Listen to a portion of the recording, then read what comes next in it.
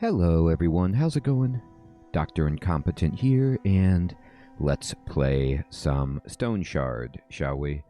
Alright, so I think one of the main things that we're doing now is just cleaning up the castle. We're continuing with this complete beginner's guide, and we're rocking and rolling, to be honest. We defeated the boss, we searched out, his room, and so it's time to just kind of look around for some other portions of this level. Make sure that, we're okay. Let's go get the merchant. Let's see if we can get this guy out of here. And we can open this and... oh no, it's locked still. Did I not get a key? I have a key. Use this on that. We got it. Alright, so you just right-click your key, then go to use, and then target the door, and my deepest gratitude. I don't know how to thank you enough. If it weren't for you, I'd perish here for sure, but don't worry about me anymore. I need a minute to come to my senses, and then I'll follow your tracks. Get home. Ugh, my knees are trembling. Those scoundrels didn't even bother to search me, so I still have a thing or two in my pockets. Here, this is for saving my life. So he gives you a silver ring. Okay, thank you so much. And we'll take the bolts. But if you check out this silver ring that he's given you, we have a copper ring, 3% bleed resistance, 1% health restoration. This baby is very, very similar to that. It's better because the healing efficiency rises, I guess. I mean, honestly, both of these are not very good rings, but it's okay. We got a ring. And there's something going on down here, so let's see if we can use this to open this door. It doesn't look like it. Oh, I can just pick it. I can just lockpick it. Okay, great. Alright, terrific. So, let's just double check. Now I'm going to switch over to my crossbow. We need to load this baby up. And let's see if there's anybody down here. This is what I'm talking about. Treasure time. You see all these bookcases and you celebrate because, well, dice do sell, but what we're looking for are skill books. Here is a enchantment scroll. Oh, this is very good. Enchants an item, right? So we can enchant something and give it a bonus. This is the folio, a complete description of Nistrian lands, and we read this, and it's got lore, and it also gives us experience. So we'll take this, and we'll just kind of read it, and it gives you a little bit of story, and it also gives you, you can see in the log down in the lower left, 75 experience. Fantastic. Here's some lockpicks. Okay. Alright. Alright. Now, we'll mess around with the enchantment scroll once I've done exploring this room. Boy, not a single skill book, huh? Here's one. And it's the Pyromantic Treatise. Fantastic. So, this one is interesting because we learn all of these access to fire spells, basically, and we get 100 experience. So... we are cooking all the way. We're moving well into level 3, and that's tremendous.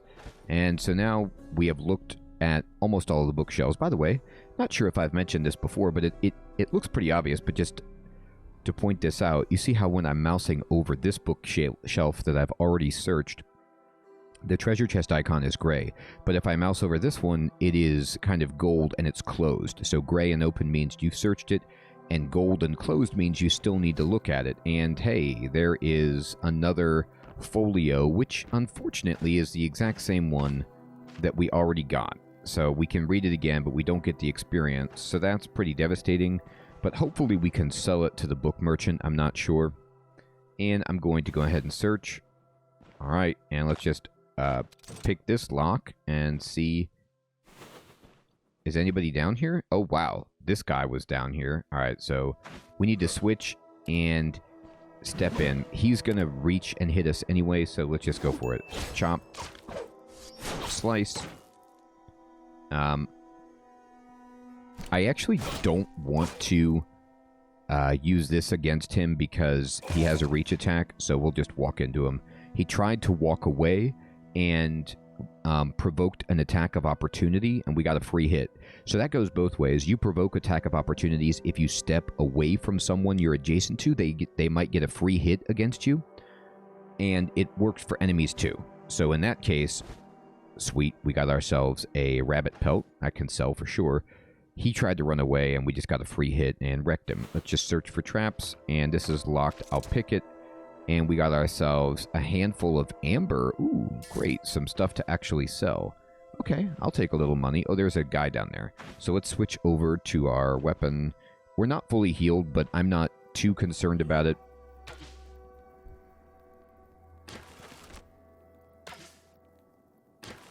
I'd be less concerned about it if we would hit, but we seem to not be able to do that. So we're going to just seize the initiative. And he hit us. Actually, did he hit us? I don't think so. He tried. He's tried to bandage in front of us, which is amusing, and he's dead. So that's, you know, we'll just take him being dead and search for traps. And now we're like nearly at full health, only 4 down. Not a big deal. I'm not going to worry about that. I'm just going to walk over here, and I'm going to just check this out. And we found ourselves an antitoxin. Great. We'll take it. That kind of stuff can save our life. We'll break this box. If anybody was down there, they probably would have heard all of the commotion. So I'm going to continue searching up here. We became thirsty. Let's just drink from our water skin. And there's some rope. It sells. I mean, it doesn't sell for nothing, so it's not horrible. We can put these bolts up here. I guess I'll stack them like this and put it there. We'll get rid of this and then just take this and put this over here. That's fine. And we haven't searched this nightstand. Let's see what's over here. And it's a splint. I'll pick it up, but I'm not like too keen on having a splint. It's okay. It's fine. You know, fine. Okay. And let's search. We can cook in here, so if we're hungry. Nah. Well, you can eat it right from the bin if you want. I'm just going to eat everything until I get full. And we got the satiety buff, so let's not eat anymore. And we can get water right here. And we can collect water and just fill up our water skin. So this is nice. And there's some other food here. We can just take it. Search down here. Yep, get a potato. Now, the potato is something you can actually cook. So if I right-click on the stove and I say cook, I cook whatever's in my inventory, and I cooked a potato. So, like, I have a cooked potato. And so now I can eat it. And it provides better nutrition than if I try to eat it raw. They don't really want you to eat it raw. All right, we're going to walk up here. All right, so this is all searched. We're pretty good with this. This tunnel is collapsed, as is this, so there's nothing over there. We could maybe pick our way into this cell, but I don't see anything in there. Yeah, there isn't anything. Okay. So we'll go all the way over here. And there's 2 doors here.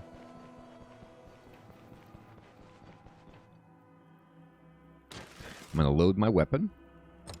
And we're going to pick the door. And there's a guy. I love how there's just like one man behind a locked door. I'm guarding the broken barrels. Indeed. All right. So I'm just going to wait. Seize the initiative. He wants to do that. So one thing you can do, all right, if an enemy readies an ability, like he has readied his mighty swing, you can crush this guy's dreams by using keeping distance. All right, so when you use keeping distance, the first thing it actually does is it target a square to move. So you move here, and then if that guy moves into that square, which he did, he gets automatically hit, and you can see in the lower left in the log it says he is no longer affected by mighty swing, which means he isn't doing it anymore. So he like lost his ability to do that. He wants to do it again, but if I inspect him, he's down to he's going to probably get his attack off. So let's just try and knock him away with our shield. We did, and now he's trying to run away. And he is bleeding, but he's not actually going to die. So we're just going to follow him and see if... Yep, there you go. Eventually, if we get close enough, he'll provoke an attack of opportunity, and we can just wreck the guy. Spool of thread is, you know, something that we can sell. And it sells better than some of the things that we do have. So, for example, this cabbage, we'll eat it, and then we can sort, and then we can pick up the spool of thread. You always just want to compare, like this sells, you know, roughly for 50. I mean, we won't get that much, but it's way more valuable than some of the other garbage that we have. So I'm just going to go around breaking stuff, and here's an apple. All right, now, garlic. Remember we got, let's free up some inventory space. We got ourselves this enchantment scroll. So if I right click and say use it, you'll notice I can use it on items that I have in my inventory, but I can't, like, if I want to use it on my sword, I can't. It's already unique. You can't enchant it. So you need to enchant something that's basic. So what we want to do is enchant something that's already good that we're not going to replace. So we bought these expensive gloves. Let's just give them an enchantment. So we made them impenetrable, which basically just gives them 5% piercing resistance. It's the blue line of text there. And, okay, you know, it's not great, but it's something. And it should help with the resale value on the item. Break that box. We're going to switch over. We're going to reload. Look for traps. Open the door. And nobody's in here. Search for traps again. Ah, here we go. So here's a geomantic treatise. That's a high level one. Interesting. We got, yeah, the higher the level, the more experience you get. So we got 200 experience, and the value of it significantly increases if you're lucky enough to find someone to purchase it. Nothing there. Oops, that was the wrong thing to do. All right, we broke it. And let's go ahead and switch back. Reload. And I think now I can almost stack everything up. And is that it? Did we search the whole thing? I think we did. I think we're good. I think we've searched the entire dungeon. And now we're ready to go home. So we have this quest right here. Captured merchant. We have 2 days left to get 405 crowns. This is when the money really starts rolling in for us. We're done. Now, again, you know, you always have this moment where you can try to collect all of this loot and sell it as long as you have the contract open. But once you lose the contract, this instanced area will close. So, you know, you won't be able to get back in here. But I'm telling you, it's very negligible, rather, what those weapons are worth. So we're doing just fine. We're just going to go run home at this point.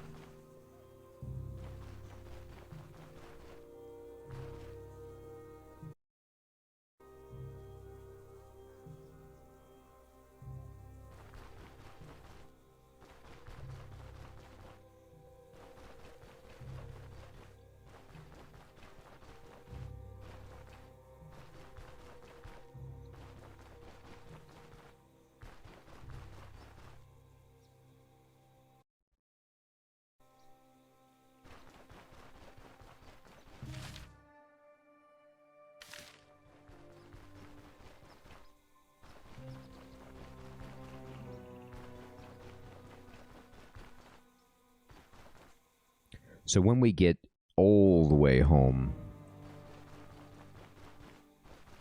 we'll immediately wake up the town elder and turn in the mission. What you can do is just wake him up. Like, even if he's sleeping, you can just accost him and demand that he get out of bed. Really flex, you know, in his face because he has to listen to you. And luckily, because we've mapped out these areas, no real threats coming at us, and we are in home. We're Osbrook bound.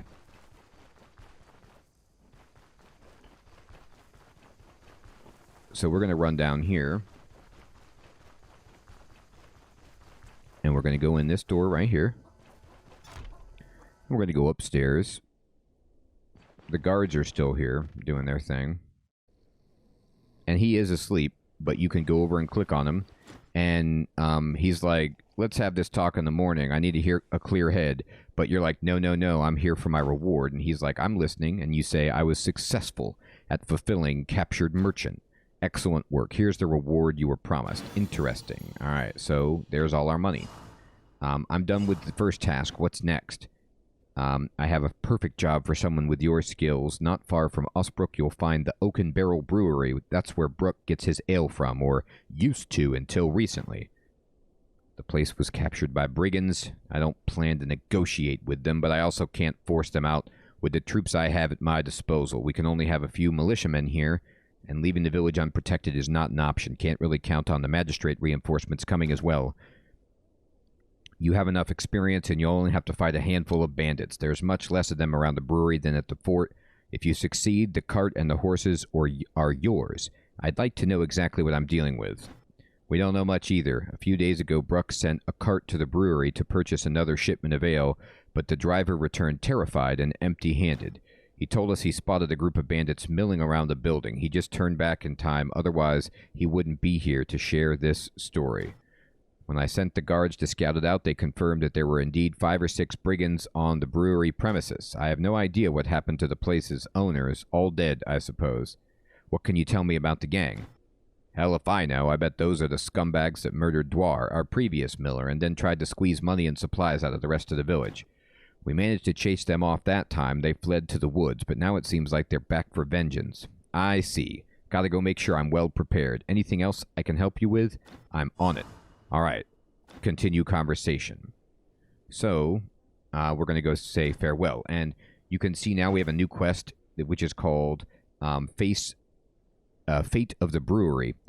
And we need to find a place and liberate it. Now, this has no time limit. Okay? So, if you want, however, you can do a contract called Stolen Grimoire instead.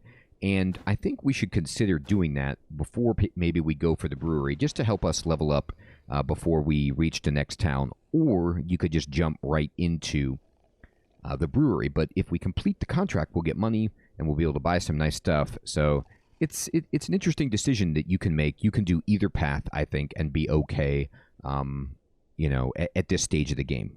Okay, so I'm back after a little break, and I feel like what we should do at this point is honestly just go ahead and go for the brewery and see how hard it is.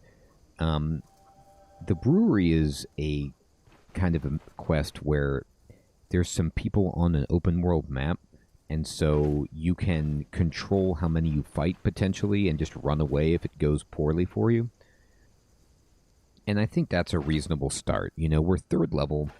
We're not great, but if it's too difficult, we could easily just take another mission. And that's my main advice to you in general if you decide to play permadeath, is just keep grinding so that you can basically get over-leveled in a sense and handle some harder situations.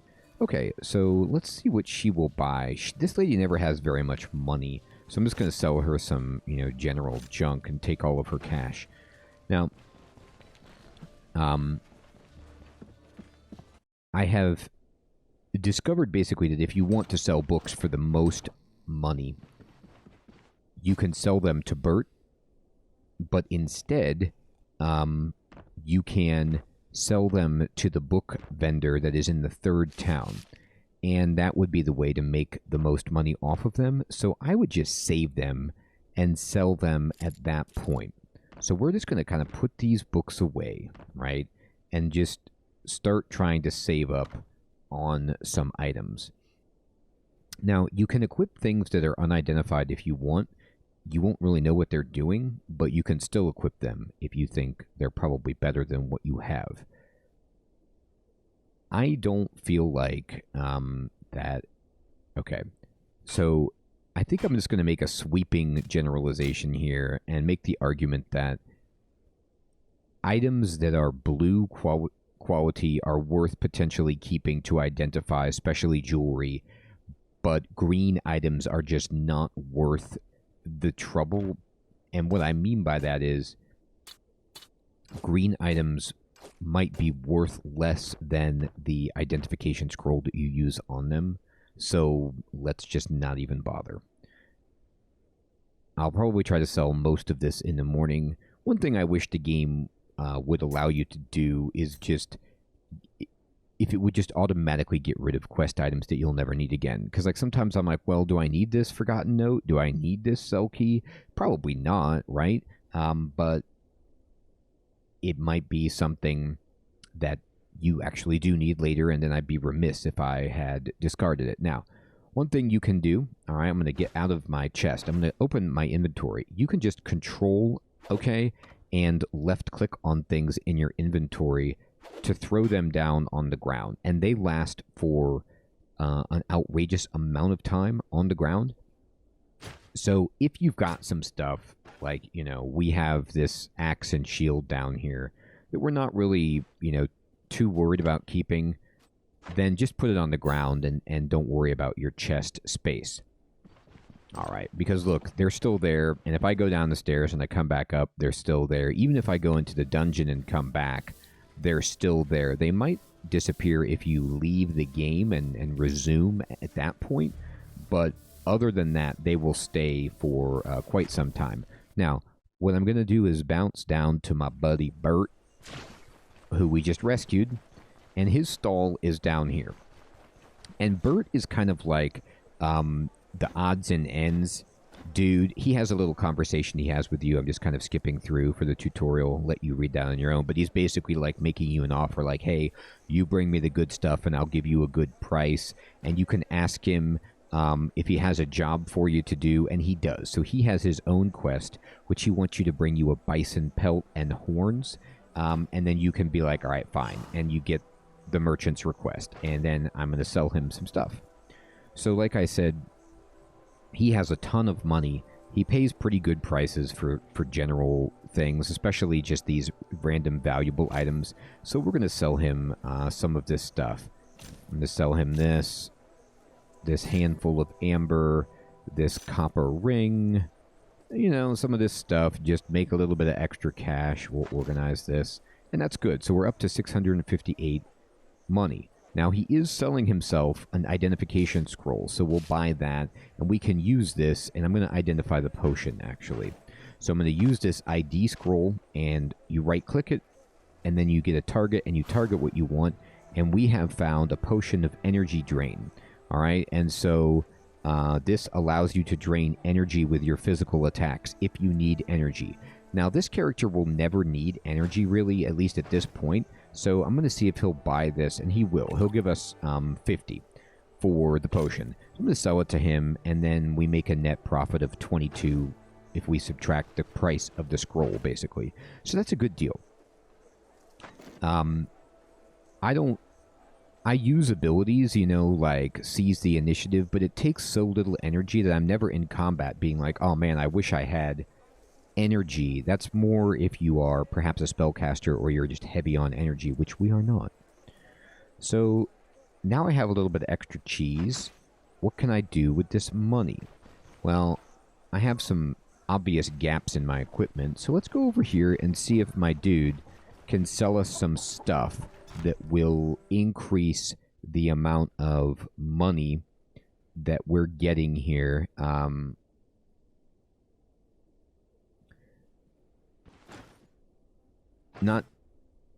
It'll increase the amount of money that we're getting by basically keeping us alive, I guess I should say. But what we're trying to do is really increase our survivability. That was an odd way of expressing that. I'm just in it for the gold. I'm a mercenary, or the crowns, rather. All right, so he is selling you this, you know, mage mantle and this padded leather vest, but really nothing is going to be better than this in this town. So what we want to do is find some better shoes, okay, for sure, and perhaps a better belt if he's selling it. So what kind of shoes do you have? He has these, which are protection 3, these, which are protection 2, all right, and what are these like? These are 189, these are 188, and these like help you be more quiet. I'm just going to buy these. Our shoes currently are 1 protection, and they're about to bust. So let's just purchase these, take these off, put these on, and sell those to him. So now we have better shoes to protect us more completely, and I feel great about it. Anything we need to repair, what is this at? Nah, that's fine. I'll fix that. This is busted, but it's just not worth repairing. It's so bad. I'll fix my hat. Okay, great. So now we're fixed up and ready to rock. Now, if I push M for the map, you'll see that this is where I need to go over here, the fate of the brewery. Now, I'm going to show you a pro tip that I just learned. I was streaming a game yesterday, and I learned this tip for the first time from someone, and I love it when I go on stream and people drop knowledge on me. If you hold the middle mouse button, you'll notice if you're on the map that the cursor changes into a kind of like an up, down, left, right compass, and you can then move the map around like this. And that's pretty useful, right? But more so, if I go to this screen, I can use the middle mouse button, scroll the entire screen away from myself, and then I can just left-click on where I want to go and just travel there in one click. This is like the best time-saving travel feature that I've seen, and it is fantastic. Oh, but I have to interrupt it because I need to drink. But other than that, it's just like absolutely awesome. So we're going to use this. And how's my... Yep, my water is full. I'm going to eat this. I'm going to eat this. And now we're full. Great. Let's go. And we'll just kind of use this technique. We'll get to our location. We will click over here and we made it.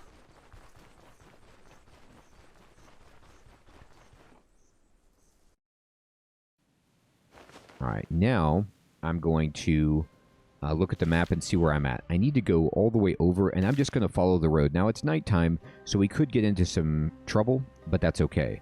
I'm going to switch to my crossbow, and then using the map technique, I'm going to just select way over here. Now, the only thing that's problematic about this when you're walking on the overworld is that you could potentially get bit by snakes. And so if you're concerned about snakes or getting jumped, you can go slower than this, but I feel okay at the moment. If this was a much more difficult area, you know, maybe I would avoid doing this. Now, we need to cross the river right here, and we will, but we have to kind of walk through this... Oh, okay. And we found some enemies. Now, you'll notice the game stopped when we found enemies, so that's good. But we definitely want to be careful right here. There's two of them. Take a shot. And we just really lucked out because our crossbow just wrecked this dude. I'm going to reload. And then we're going to switch to our sword. Now, I'm going to seize the initiative on this dude. And I'm going to wait to use my next abilities until the other guy comes into range. Alright, and then now that they're both here, I'm going to use my cleaving strike and target them both. So we kill the one guy. Now it's just us versus this dude. I'm going to use my breakthrough on this guy. It didn't work. I'm going to use my keeping distance and step back, and he gets into our range, and we get a hit on him. And we're at 80, and he is at 45, so this should be no problem. We hit him, we kill him, and we just killed two. All right, and so we're good. Oh, they had a copper ring. Fantastic. I'm just going to push R and just rest here on the road, get my health back. But when you're walking and it's a little dark and you're on the main road, you know, you can expect a little foul play. I'm going to go scrolling over with the middle mouse button and then just select this again. Now, when I walk through the... I'm actually going to take control so I don't go through the deep part of the water. I'm only going to walk through this shallow part of the water. You'll see I'm getting this wetness debuff. It's actually a bummer, and you don't want to have it, but at the same time, it will wear off very quickly if you walk through the shallow part of the river where the road passes through. But if you go through this deeper part and like full-on swim, you're going to get like hundreds of turns of wetness because you just submerge yourself in the water. So, you know, maybe don't do that if you don't want to get wetness. Wetness is good if you are fighting somebody who uses fire magic, but I generally do not enjoy it. All right, let's look at the map, see where we are. Yep, we've got a long way to go. So I'm just going to click over here. Now, you'll see that sometimes the pathing will take you like this through the woods, which is not necessarily the best, but it's still a great way to be lazy and move quickly. And there's a guy, and he's right there. Now, hopefully there's nobody else with this dude. I don't see anybody. Man, we are just cranking people with our crossbow. This guy's almost... Yeah, he's dead instantly. Just, you know, just being. All right, so that worked out great. Let me just make sure there's no more bolts lying around. I don't see any, so I'll just keep walking. Oh, there was a guy over there, and here he is. Oh, unfortunately, he got right up on us. All right, here's 1, 2, 3. All right, so this guy wants some mercy, which, you know, we can't give it to him. He bled to death. Okay, so fantastic. We barely got hurt. We're just rocking and rolling. I'm going to go over here. You can see our character is getting a little bit stronger, but at the same time, we just do not want to push it. So now we need to kind of follow the road up, and we haven't explored this yet, so I'm going to switch to my bow and just kind of walk through following the road, because it should lead us right where we need to go. You see it twists up to the north here. And, you know, you can pick up these consumables if you want. I'll eat some berries, sure. Let's go ahead and eat that. Eat that. Just get some food in our belly. It lowers your morale to eat a raw potato, so make sure you cook it. And now we're moving along nicely. Oh, here's a bunch of guys. Okay. This is kind of a troublesome duo because this guy has a reach weapon. So I'm actually going to step back and see if they both follow me or not. Well, they certainly both did follow me. All right, that's fine. I'm going to try to use the terrain to split them up, see if that's possible.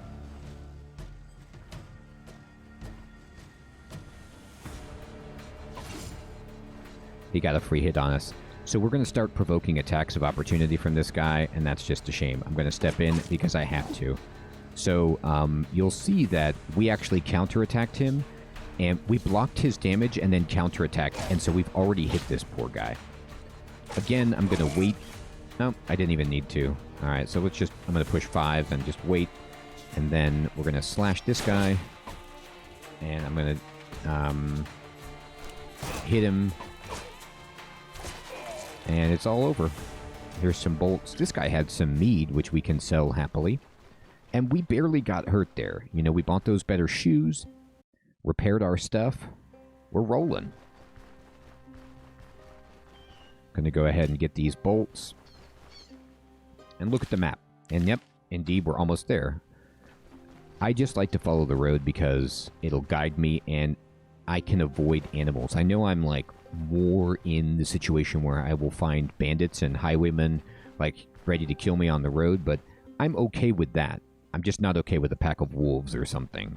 All right, are we there? Yes, we should start being able to see the brewery over here. All right. So we're going to kind of just slowly approach this. We have a beautiful light radius because it's daytime. So I'm just going to kind of use my big vision to get myself a bit closer. Ambush, she says. So you can always watch out for this. Like, sometimes, I don't know how to explain it, but it's like she can see farther than I can see on the screen. So she knows that something's happening. So we can just wait and see, like, what are you talking about ambush? I don't see anything. Where do you see ambush? Right? It's from the north, okay? So there's somebody up there.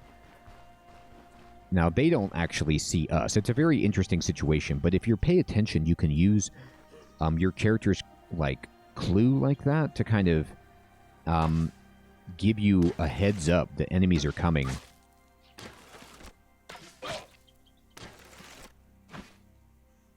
And we'll just wreck this guy. Man, this guy is in such bad shape. Yeah, he's been devastated. All right, great. So let's get the rest of our bolts. I'll switch over. Anybody else with you? Yep. And we'll just reload. This guy has that cursed pitchfork, but what can we do? Man, we are just critting people all over. He's going to get the first hit. but he's wrecked. Crowns, switch over, reload, pick up the bolts, and I'm going to just walk down to the south, make sure there's nobody over here on the road too, and move forward. So, all right. We're about to basically approach the brewery. You can see it on the map, and from what I understand from other players, there is a way to peaceably settle this situation at the brewery. I'll set it to my active task so you can kind of see it in the upper left. But I have never figured it out. I always end up just killing everybody except the owners and getting credit and returning to town. But I think there's a way to like talk through this with people if you find the right person or get the right item. I just don't personally know how to do it, so I always just walk in and kill the bandits. So you can look around and see if you can find that or find the right NPC to talk to or the right item to discover if you're interested. But I don't know how to personally do it, so I'm just going to show you how to, search and destroy, basically. And we'll get into finishing the brewery in the next episode. So we are now, halfway to level 4, ready to complete this next mission to get our horses and cart together and cooking with gas here in Stoneshard. Everyone, I hope you find this map navigation technique as useful as I have, and I will check you next time. Take care.